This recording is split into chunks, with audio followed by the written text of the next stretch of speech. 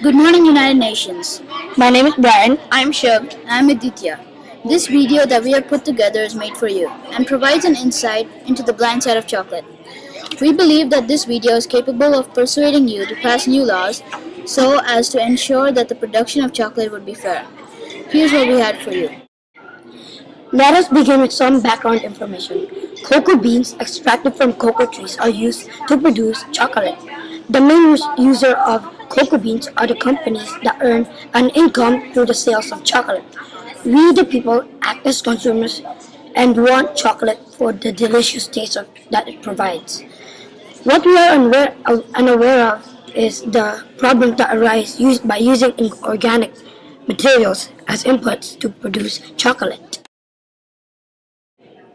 Now that you know the basic information on chocolate, we can start explaining the unknown side of chocolate. Let's start by explaining the horrible materials economy of chocolate. The process starts off with extraction. Extraction of cocoa is done by cutting down cocoa beans from cocoa trees and collecting them in a container. Although this stage seems very small, it causes a lot of problems in a place called Ivory Coast in Africa. In the Ivory Coast, children are going under child labor because they are forced to extract cocoa, and organic cocoa farmers are being underpaid to increase companies' income. Evidence proves that some cocoa farmers are paid 1 penny for a chocolate that sells for 60 cents. Because of so much labor going on in the Ivory Coast, 35% of the world's cocoa production is happening there. Now we will move on to production, where labor has no limit. Production starts off with the cocoa going through a process called fermentation.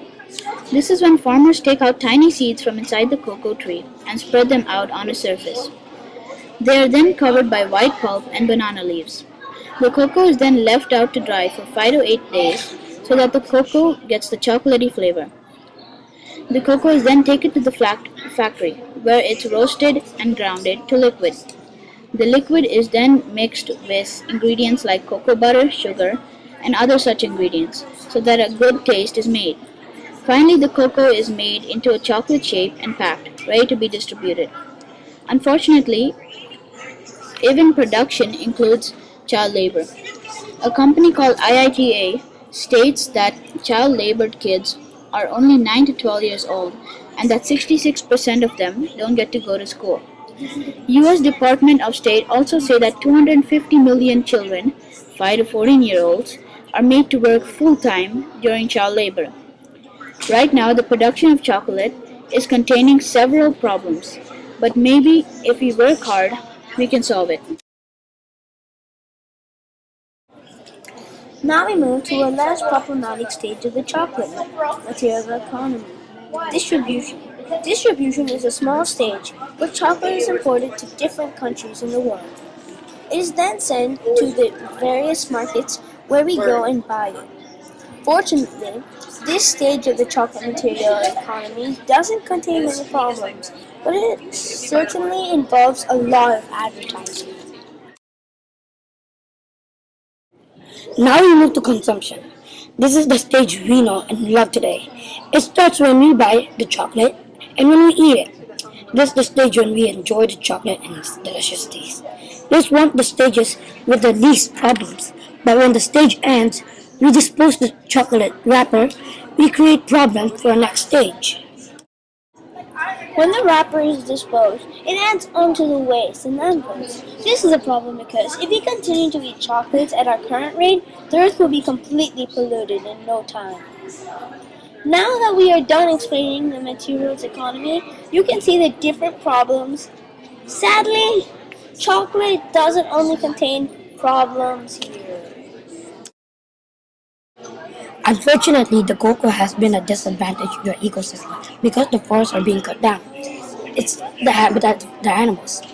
This happens because forests are being destroyed so that cocos can be planted. We can stop this by planting cocos under the shade from the other trees in the forest so that the ecosystem can sustain. Cocoa can also provide resources and maintain ecosystem for many other things.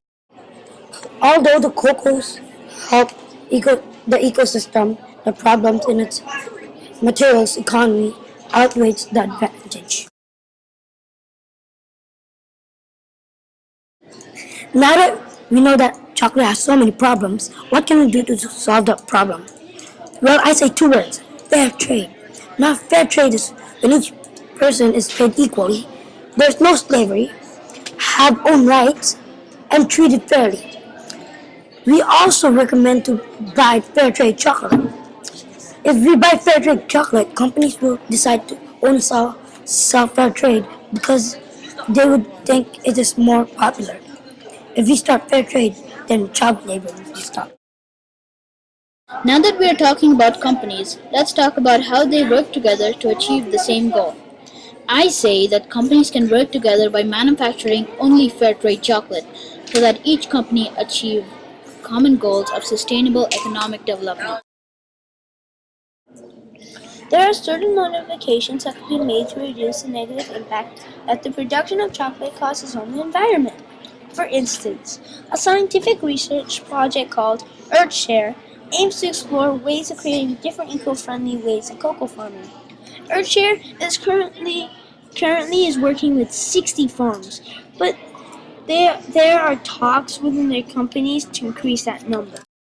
The modification Earthshare came up with involves the mixing of farming landscape in which flora can shade the cocoa trees and provide habitats for the birds, mammals, reptiles, and invertebrates that provide two advantages. They eat pests on the cocoa plant and help pollinate the crop. This increases the biodiversity and reduces the need for inorganic material inputs and retains its fertility. This helps in producing healthier cocoa and a healthier earth. We have a few recommendations pertaining to chocolate. One of our recommendations would be to eat fair trade chocolate. Fair trade is an organized social movement that helps producers in developing countries make better trading conditions and promote sustainability. This would discourage factories to produce non-fair trade chocolate, thus ensuring that only fair trade chocolate is manufactured. Before concluding our presentation, we would like to address the issue of sustainable economic development.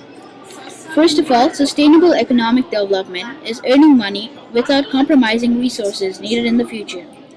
In our opinion, sustainable economic development is important because it will make sure that the chocolate industries continue to prosper through the maintenance of fair trade. As without fair trade, our income will be limited. You can also play a part by purchasing only those chocolates that have the fair trade label on their packaging. We truly hope that this video has enlightened you on the blind side of chocolate. Thank you for your kind attention. Thank you. Thank you.